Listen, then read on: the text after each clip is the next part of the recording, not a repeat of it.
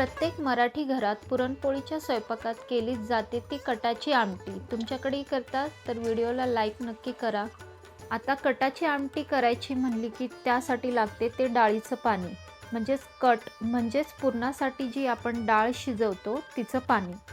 कालच्या व्हिडिओमध्ये आपण ते पाणी कसं काढलं होतं ते पाहिलं. जर तुम्ही तो व्हिडिओ पाहिला नसेल तर नक्की पहा. हे बघा, एवढं पाणी निघालेलं आहे खाली, म्हणजे आमटी एवढी होईल. हे 3-4 लोकांसाठी भरपूर झाली आहे. तुम्हाला जर अजून हवी असेल तर काय करा, ही ज्या डाळी आहे ना कुकरमध्ये टाकून त्याच्यामध्ये गरम पाणी टाकून एक उकळी येऊ द्या.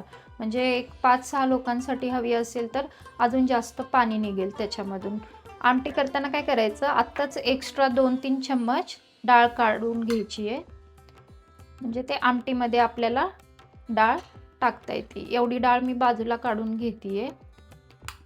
झालं. आमटीमध्ये ना अशी डाळ स्मॅश करून टाकायची, कारण की आमटी जास्त पातळ नको, थोडीशी घट्ट पण व्हावी, म्हणून ही अशी थोडीशी डाळ स्मॅश करून त्याच्यामध्ये टाक. डाळ अशी स्मॅश करून घेतलेली आहे. त्याच्यामध्ये आता ह्या पाण्यामध्ये आपण टाकूया. हे 2-3 चम्मच आपण अशी टाकून घ्यायची.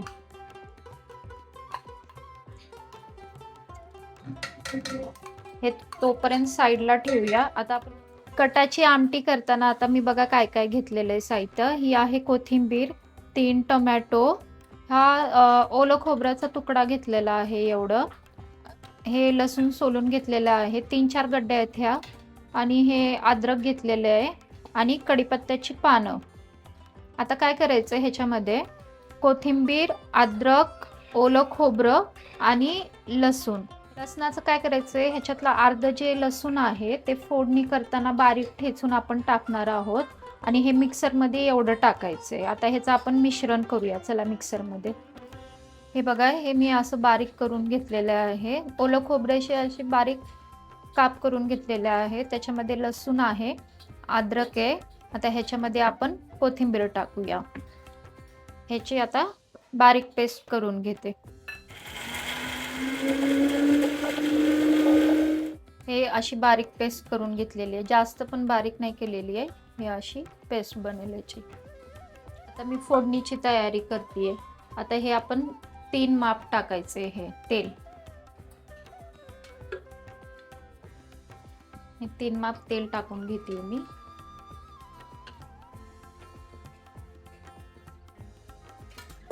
तेल टाकलं की लगेच आपण ह्याच्यामध्ये जिरे टाकायचे. जिरे असे तडतडायला पाहिजे ह्याच्यामध्ये तेलामध्ये. जिरे टाकले की नंतर आपण ह्याच्यामध्ये हे लसूण मी ठेचून घेतलेला आहे एवढा, ते मी ह्याच्यामध्ये टाकते. फोडणी अशी कडक झाली पाहिजे, म्हणजे आमटी खूप चव लागते. लसूण टाकलेला मी एवढा गोल्डन ब्राऊन होईपर्यंत आपण त्याच्यामध्ये ठेवायचा आहे. त्याच्यानंतर ह्याच्यामध्ये आपण कढीपत्ता टाकूया. कढीपत्ता पण एकदम तडतडायला पाहिजे, कडक फोडणी द्यायची एकदम. आता आपण हे जे मिश्रण केलं होतं ना, मिक्सरमध्ये वाटलं होतं, ते ह्या तेलामध्ये व्यवस्थित परतून घ्यायचे.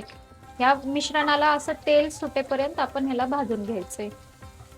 हे बघा, मी ह्याच्यात तेलामध्ये टाकून घेतलंय. आता ह्याला भाजून घेऊया व्यवस्थित. हे बघा, हे मिश्रण मी टाकून घेतलेलं, हे असं स्मॅश करायचं व्यवस्थित तेलामध्ये. हे भाजत आलेलं आहे, ह्याचं तेल सुटलंय बघा. आता ह्याच्यामध्ये काय करायचं, आपण हळद टाकून घ्यायची. हळद ही एवढीच टाकायची आहे, चिमूटभर. ह्याच्यामध्ये मी हळद टाकते. याला पण व्यवस्थित ह्याच्यामध्ये मिक्स करून घ्यायचे. आता हे भाजत आलंय ना. आता आपण टोमॅटो घेतले होते 3, तर हे कापून घेतलेले आहेत मी टोमॅटो, ते ह्या मिश्रणात आपण आता परतून घेऊया. त्याला पण व्यवस्थित स्मॅश करायचं पूर्ण.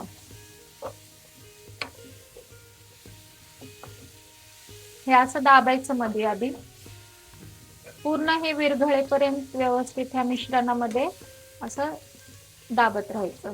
हे बघा, टोमॅटो ह्याच्यामध्ये स्मॅश झालेलं आहे. आता ह्याच्यामध्ये काय, मीठ टाकून घ्यायचं. मीठ मी एवढं घेतलेलं आहे, 1 चम्मच. ह्याच्यामध्ये मीठ टाकले. त्याला हलवून घेते. मीठ झाल्यावरती आपण ह्याच्यामध्ये काळं तिखट टाकूया. आमचा घरचा काळा मसाला आहे ह्याच्यात. तर हे 2 चम्मच मी काळं मिरची घेतलेला आहे. तर हा मिरची टाकून घ्यायचे, 2 किंवा जसं तुम्हाला तिखट लागेल तसं तुम्ही टाकू शकता.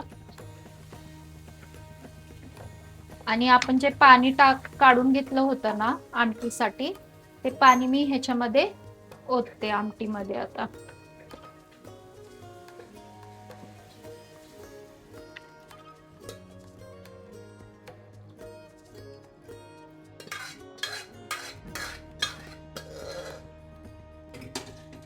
आता ही आमटीमध्ये पाणी वरतून टाकू शकता तुम्ही. तर मी काय करते, एवढा 1 ग्लास ह्याच्यामध्ये पाणी टाकून घेते.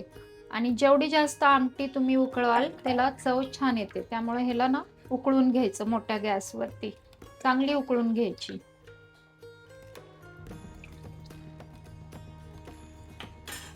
हे बघा, ही आमटी कशी छान उकळती, एकदम खळखळीत. तसंच आपण ह्याला उकळून घ्यायचंय व्यवस्थित, म्हणजे चव छान येते आमटीला.